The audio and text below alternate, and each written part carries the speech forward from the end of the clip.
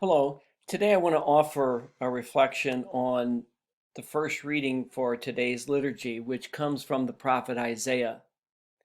In it, we see a beautiful vision of the messianic banquet.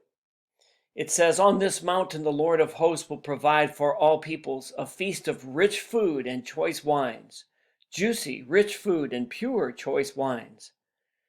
On this mountain he will destroy the veil that veils all peoples, the web that is woven over all nations.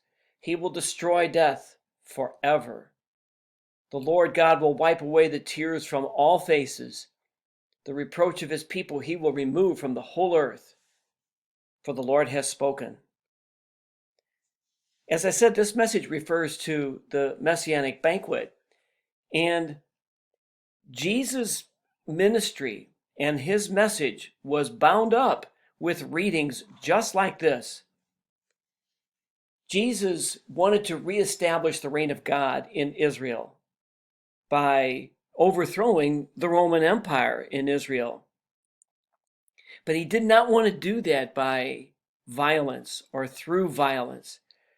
Rather, he believed that the Romans could be converted, that they too would share in this messianic banquet.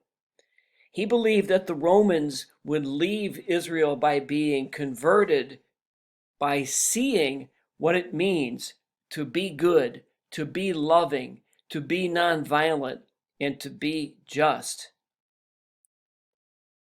What's the message in this for us? I think there are two messages. First of all, that if we want to change ourselves or hope for change in others, we can't do it through violent means, whether it be verbal violence or any kind of violence. But at the same time, the message of this reading today tells us that change is possible, that we can change, that those around us can change.